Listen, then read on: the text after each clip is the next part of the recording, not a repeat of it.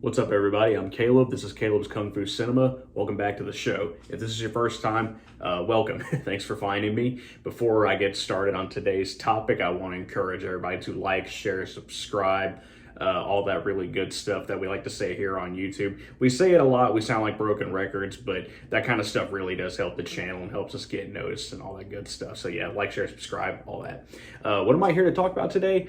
Bashers. It's finally time to do my essential basher list. I've been talking this up for a couple of maybe a couple of months. I don't really know. Yeah, I think it's probably been a couple of months since I started talking about doing a basher list. Before I get started, though, I do want to say in previous videos I mentioned that this list was going to be 10 essential basher films, but I decided I'm going to shrink that list down a little bit because I was a little worried that the video would end up being too long because I tend to ramble a little bit. So I decided I'm gonna cut it in half. So today I am doing 5 essential basher films. This is more or less a part 1 though, because I'm gonna do another 5 essential bashers somewhere down the road because there's a lot of basher films out there that I love.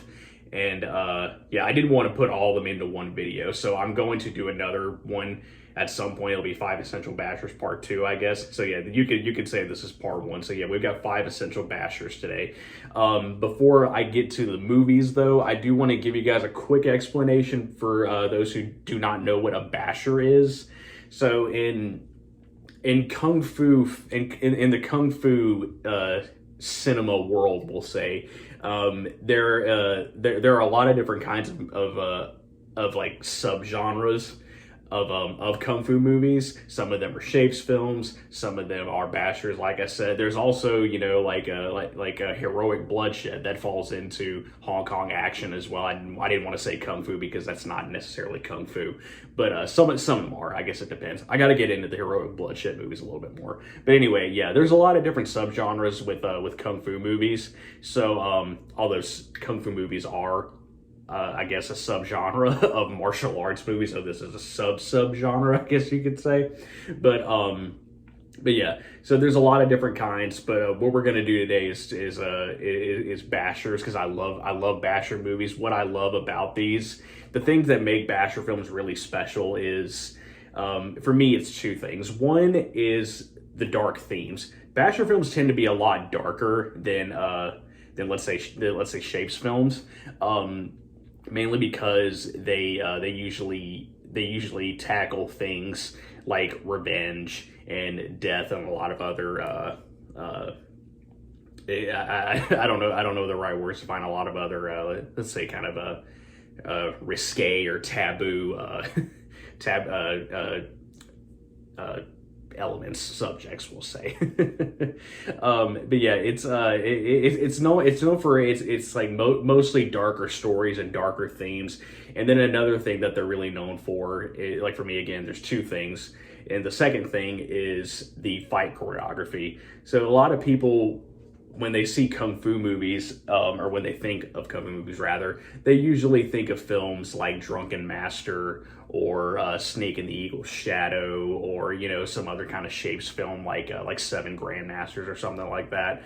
But the thing with basher movies is that the choreography that you see in those kinds of movies, it's very different. It is it's a lot more chaotic, and it's I don't want to say sloppy, but I use that term a lot when I talk about basher movies, especially like whenever you, if you listen to some of the podcast episodes I've done, I use the term sloppy quite a bit when I talk about movies that have like the basher choreography. So yeah, I don't mean it in a negative way when I say that the fight choreography in bashers are sloppy, but that's just a term that I like to use, but it's not negative in any way. I actually like a lot of the choreography that you see in the basher movies, but some of them aren't great. Some of them are lacking in certain areas, and then some movies that have basher choreography are actually really slick, and one of them is going to be on this list that I'm doing today.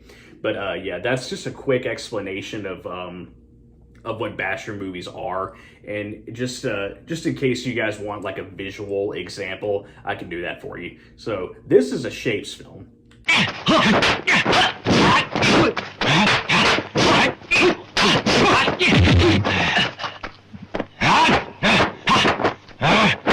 And then this, on the other hand, is a basher film.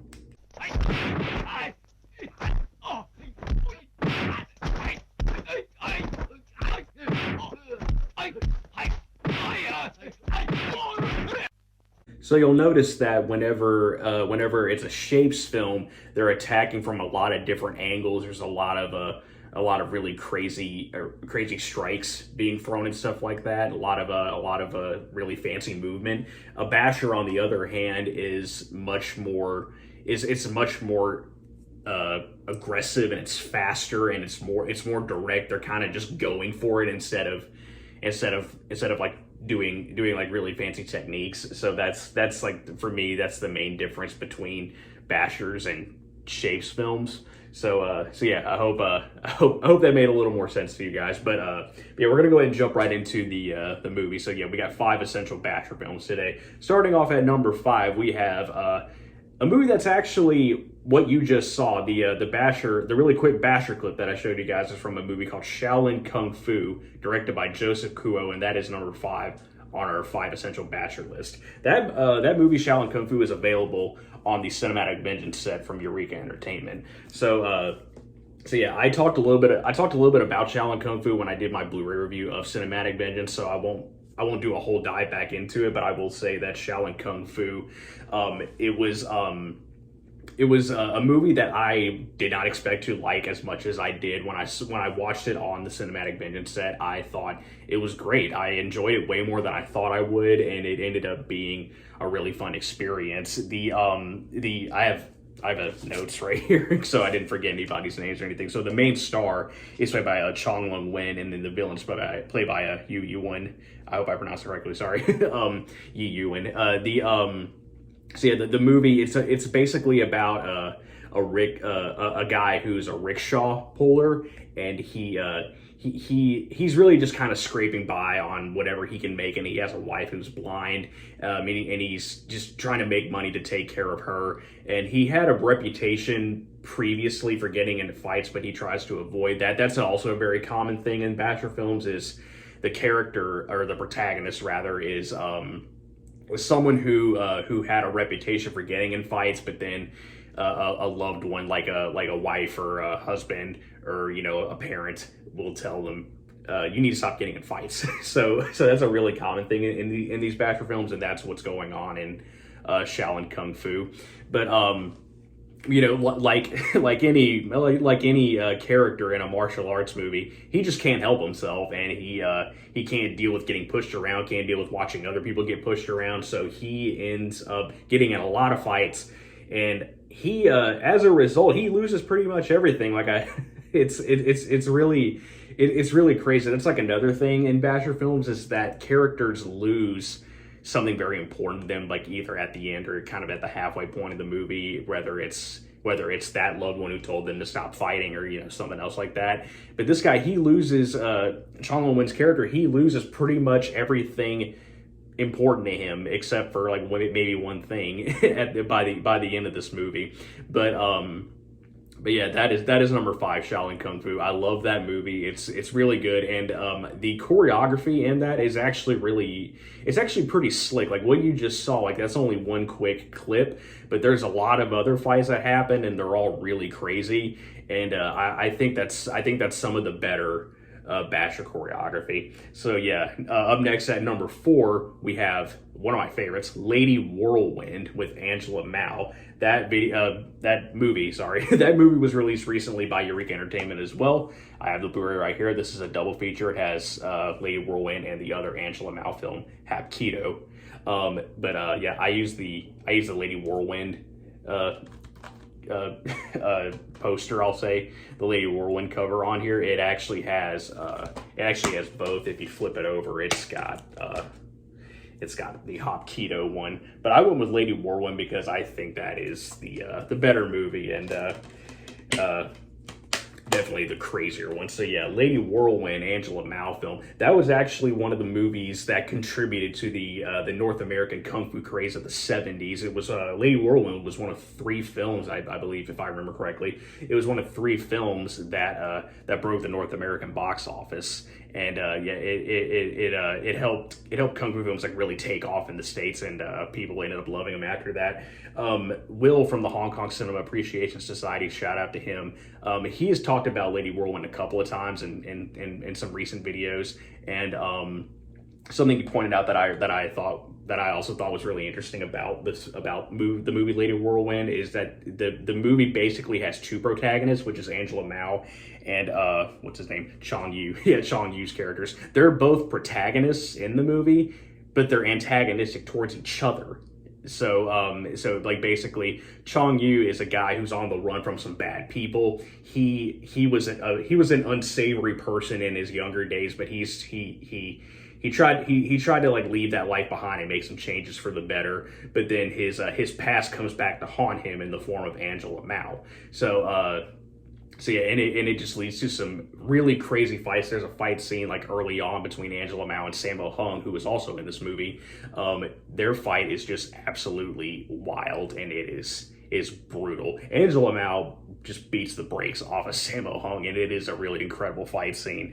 So yeah, I think that's definitely a movie to check out. Lady Whirlwind is awesome, and it's Golden Harvest too. I'm a huge Golden Harvest fan, so yeah, definitely check out Lady Whirlwind. Up next at number 3, let's get some of this out of the way. Up next at number 3, we have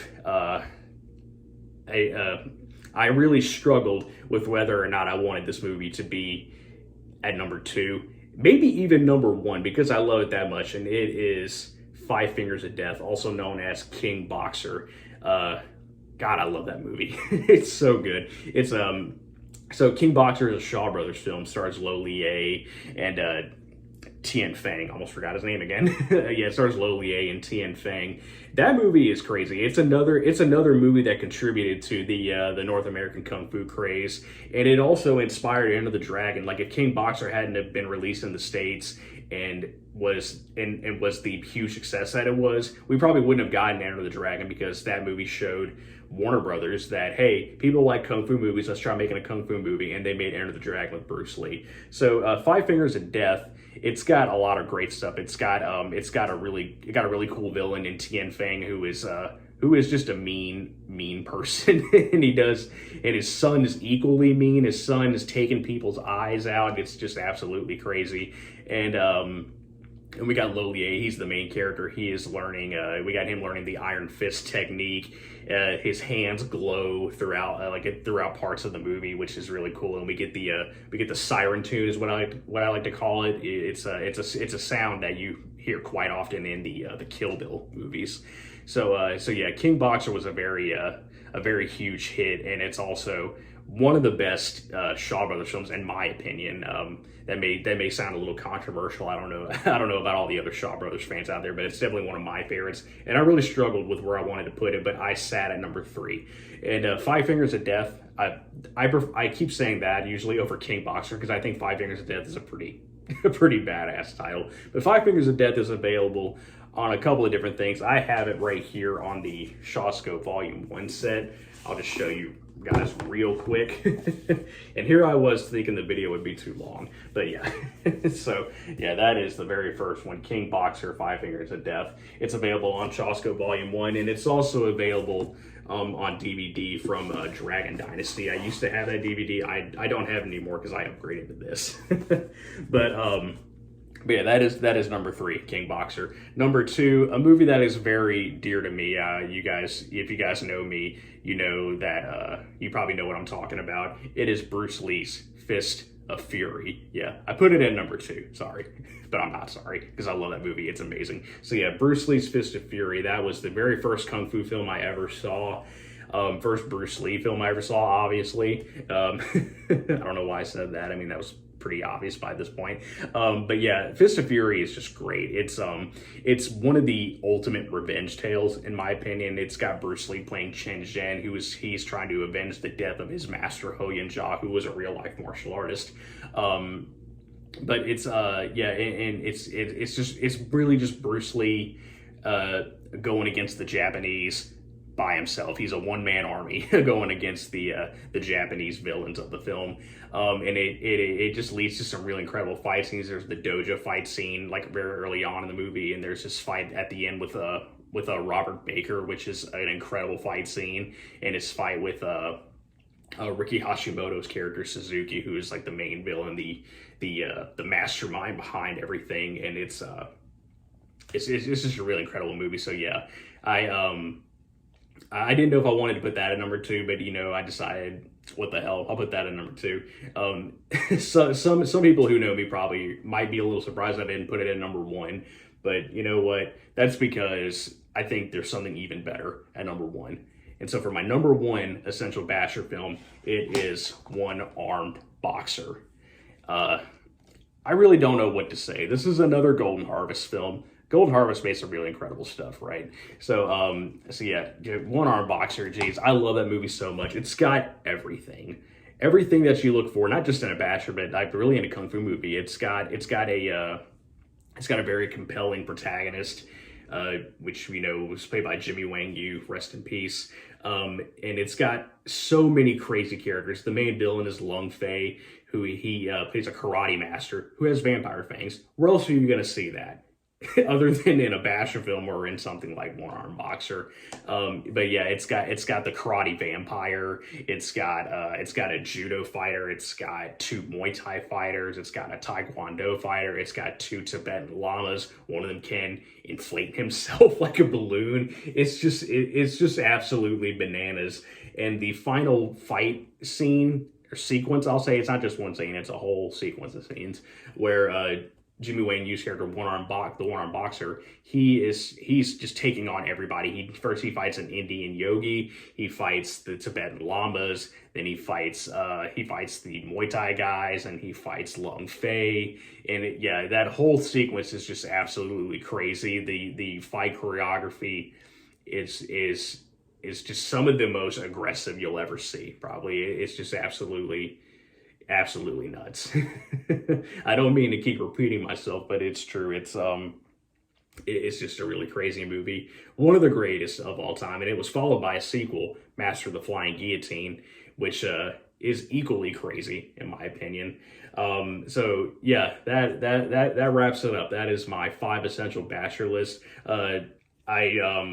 I wanted to show you guys just everything that the movies were available on, which, by the way, I didn't show you this. I just realized it. Bruce Lee's Greatest Hits. This is where I always go to watch Fist of Fury. But it's also available on Blu-ray, I believe, from Shout Factory. But yeah, I just wanted to show all these off to you guys so that you guys, if you guys are wondering where can I find these movies, well, here's a couple of roads you can take to check out the movies, and definitely check out all those films I just mentioned. And some of them, like Fist of Fury, for example, like Fist of Fury was probably the most lucrative of what I've named here, because Fist of Fury had a remake, Fist of Legend, with Jet Li, and then there was Legend of the Fist with Donnie Yen, and then there was a TV series also starring Donnie Yen. So yeah, some of these you'll take a pretty deep dive into kung fu cinema whenever you watch these movies. So yeah, I hope you enjoyed it. Yeah, again, I was worried this video might be a little too long, and it probably still might be considered long for some of you guys. But anyway, thank you for watching. The next video is going to be, I'm probably going to do 5 Essential Bashers Part 2, but if I decide to push that back a little bit, I'm going to be doing a video on a very special Jackie Chan movie, and I'm going to mainly talk about, and I'll try to be quick with it, I'll talk about what, basically what that movie has meant to me and what it's done for me in recent months and so on. And one more thing before I go, don't forget to check out my podcast, Kaleb's Kung Fu Cinema. I'll leave a link tree in the description so you guys can listen to the podcast, and check out all my social media profiles that I'm on. The next episode, of my podcast of Kaleb's Kung Fu Cinema is going to air on January 28th. And I'm going to be joined by my good friend Chase, and we're going to talk about the 1994 Street Fighter film starring Jean-Claude Van Damme and Raul Julia. That's a really interesting movie, to say the least. It's a special movie. It's it's a guilty pleasure too, for sure, and I can't wait to get Chase in the studio and talk about that, because I think it's going to be a lot of fun. A lot of laughs are going to be had. So yeah, check out the link tree and keep your eye out for the next episode of Kaleb's Kung Fu Cinema on January 28th. And again, like, share, subscribe, all that good stuff. So thanks, guys. I'll see you in the next video.